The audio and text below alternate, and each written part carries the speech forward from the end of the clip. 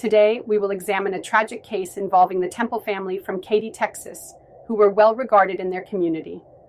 David Temple, an outstanding athlete, captained the Katy High School football team during an undefeated season in 1986, serving as the star linebacker and the backbone of the defense.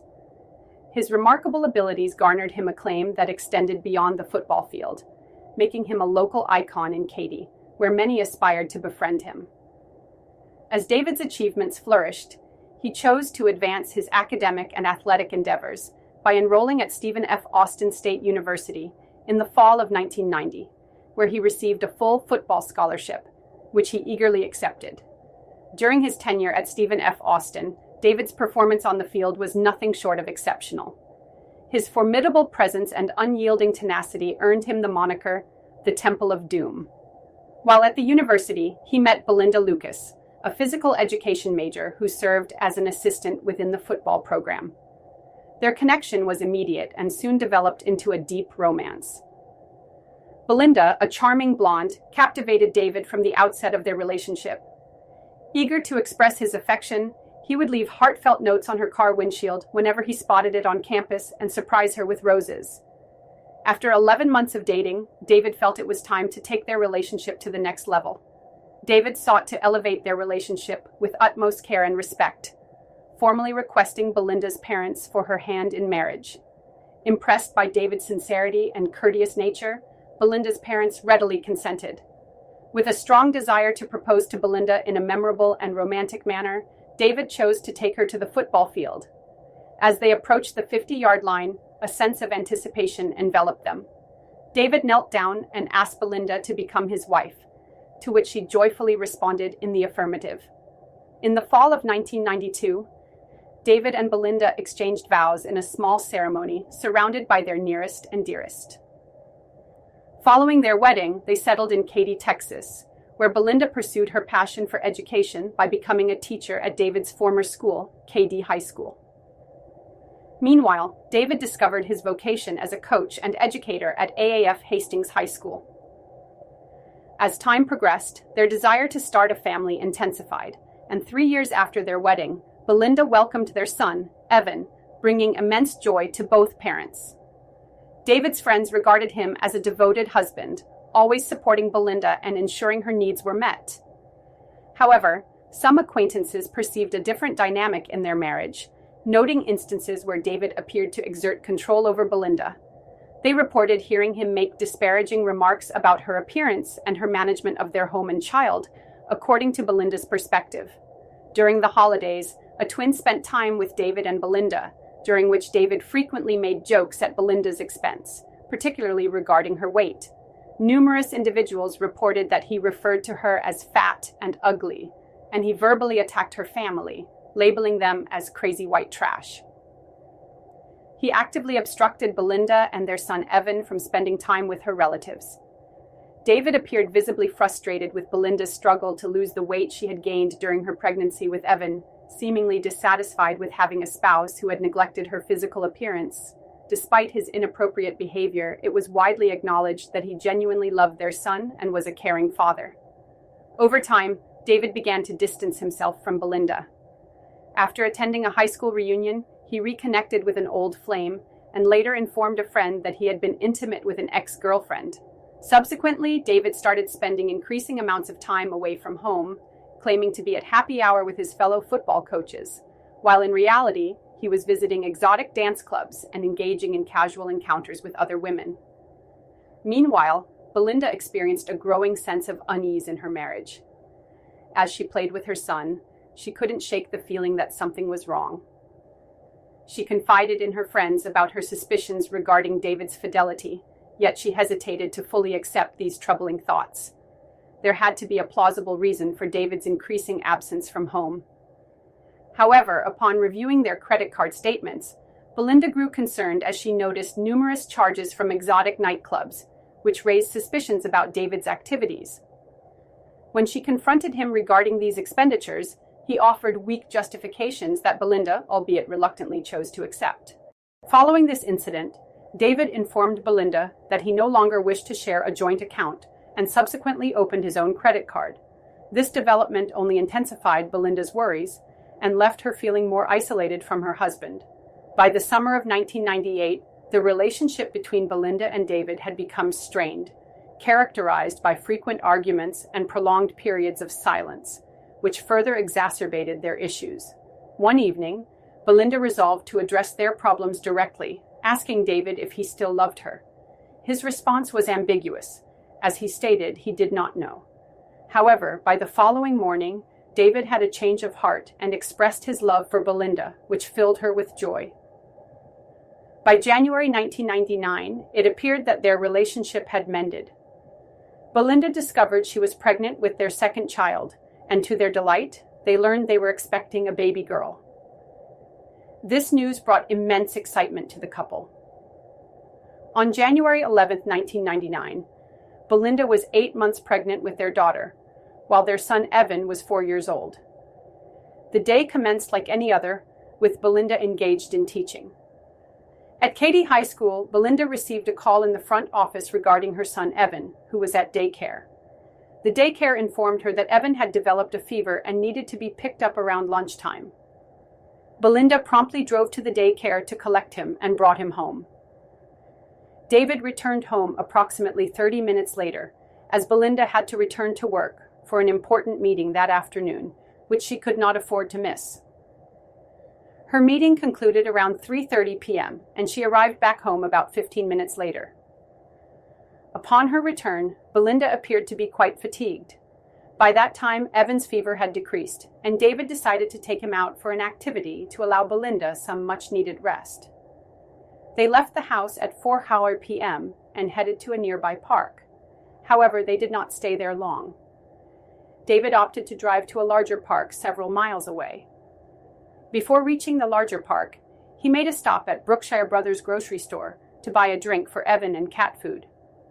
By the time he arrived at the store, it was already past 4:30 p.m., and David reconsidered his plans, deciding instead to return home. While on the way back, he made a brief stop at Home Depot to purchase brackets for shelving in the baby's nursery.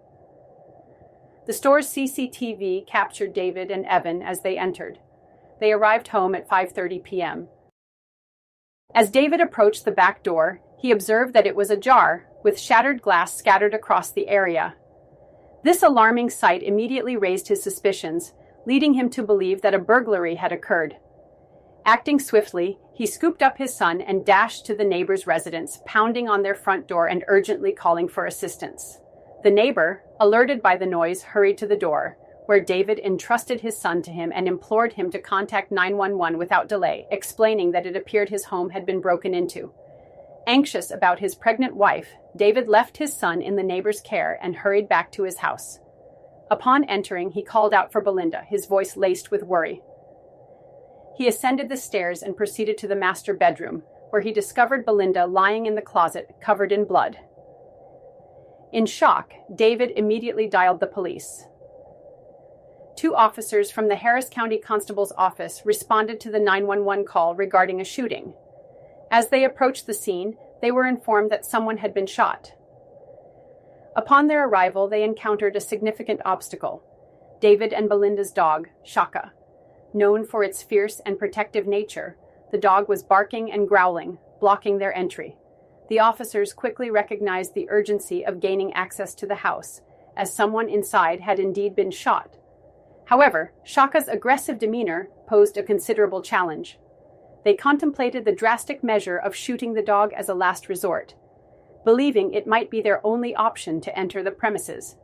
Just as the officers were about to take action, David unexpectedly emerged from the backyard, maintaining a calm demeanor as he informed the officers that his wife, Belinda, had been shot and was deceased inside the residence.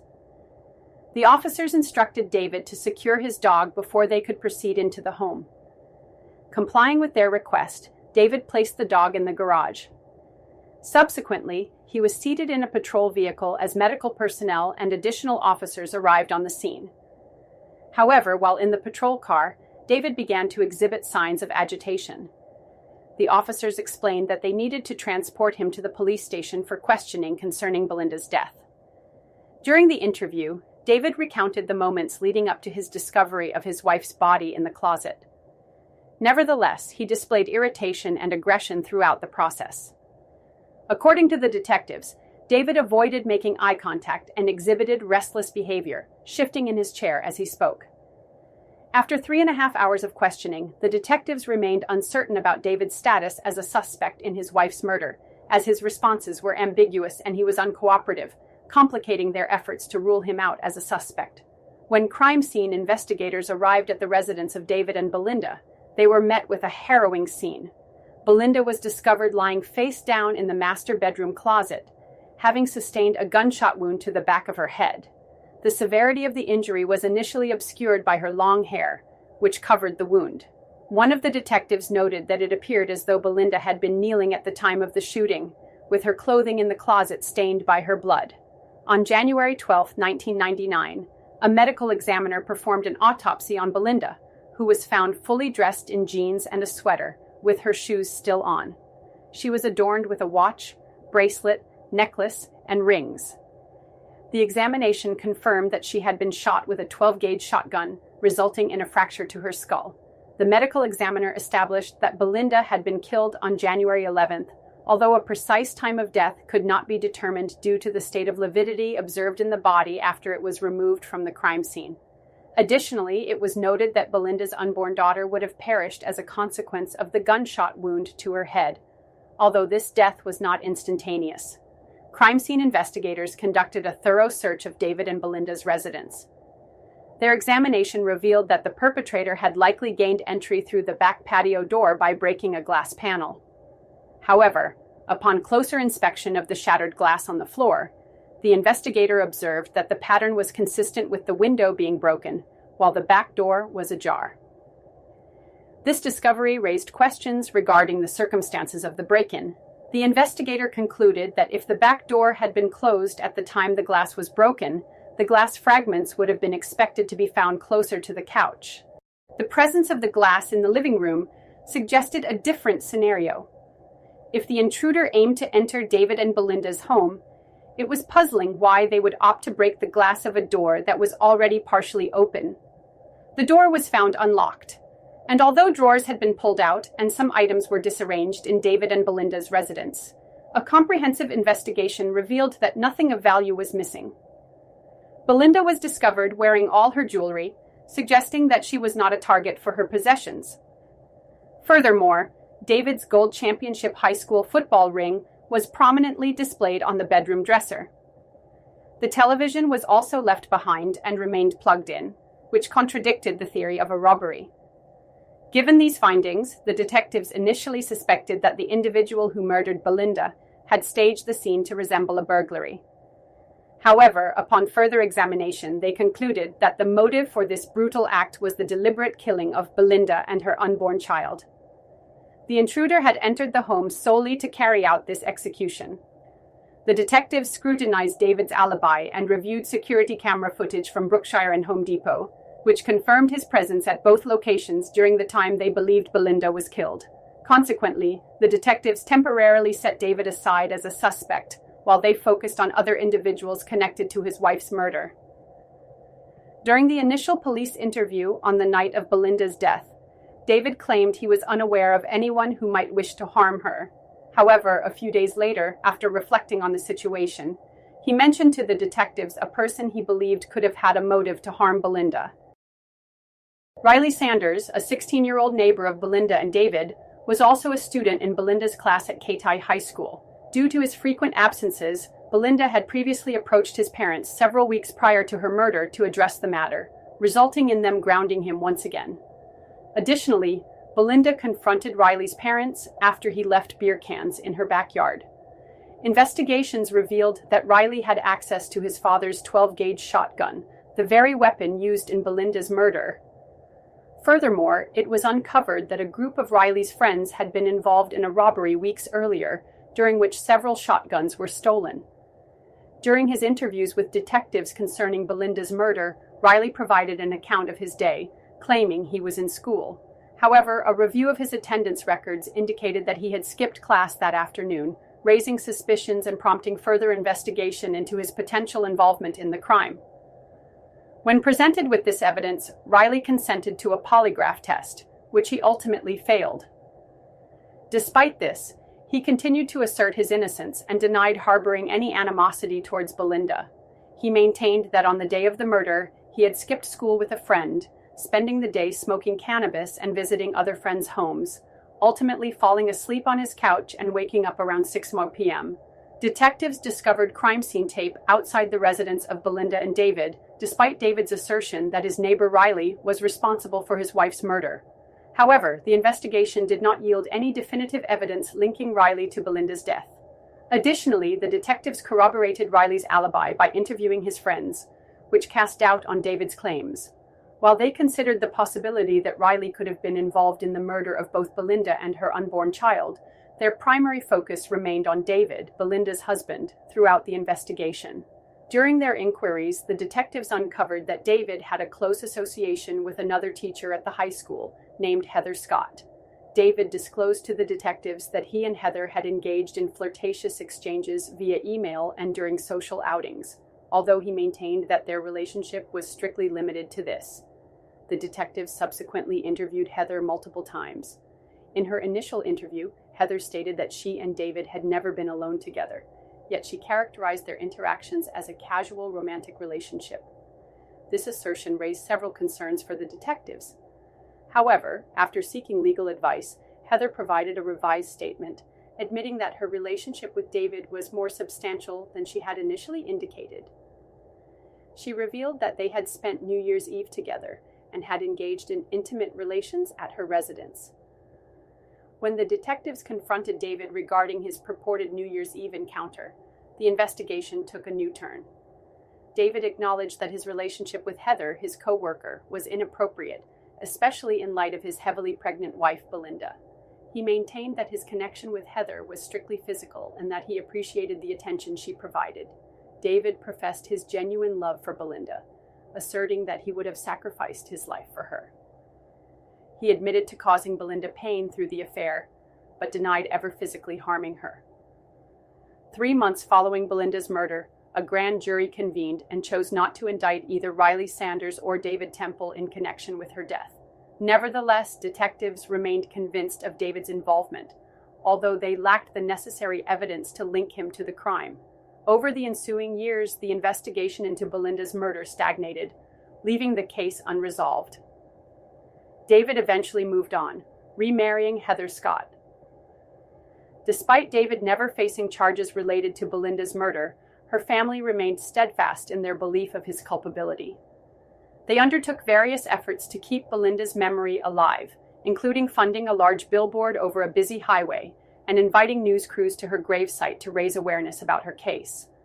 Unfortunately, their endeavors yielded little change. Tip lines remained quiet and leads dwindled. Many believed that Belinda's murder would remain a mystery. However, in November 2004, more than 5 years after Belinda's death, the conviction of Scott Peterson for the murder of his pregnant wife, Lacey, in California, shifted the narrative. Renewed attention has been directed towards Belinda's case, as prosecutors in Katy, Texas, identified several parallels between the murder of Lacey Peterson and that of Belinda Temple.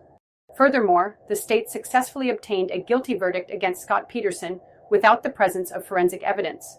Although Texas prosecutors were convinced that David was responsible for Belinda's death, they did not possess any physical evidence linking him to the crime. Using Scott's conviction as a legal precedent, the Texas prosecutors revisited Belinda's case to assess whether there was adequate evidence to charge David with murder. The prosecution developed a theory suggesting that Belinda returned home on January 11, 1999, to find her husband David waiting for her with a 12-gauge shotgun. They posited that David confronted Belinda and forced her upstairs into a closet, where he fatally shot her in the head. Following the murder, the prosecution theorized that David staged the scene to appear as though a burglary had gone awry, took his son, and drove around town to create an alibi, ensuring he was captured on 2 security cameras. On November 30, 2004, 6 years after Belinda's murder, David Temple was arrested and charged with her murder. However, due to various delays, the case took an additional 3 years to reach trial. During this time, Heather was never charged with any crime related to Belinda's murder, and no evidence emerged to indicate that she had prior knowledge of David's involvement. in 2007 when David stood trial for the murder of his wife. His defense concentrated on demonstrating that he was not guilty. In a case involving the 16-year-old neighbor, Riley Sanders, the jury reached a guilty verdict against David after only 8 hours of deliberation, resulting in a life sentence for him. However, in 2016, the courts overturned this conviction, citing the prosecution's failure to disclose critical evidence. This decision paved the way for a new trial in 2019, during which David was again found guilty of murdering Belinda. Despite the conviction, the judge declared a mistrial due to the jury's inability to reach a consensus on the sentencing. In the subsequent years, the resentencing hearing for David was postponed because of the COVID-19 pandemic. Ultimately, in 2023, the hearing resumed, and the jury took only a few hours to once again find David guilty and impose a life sentence.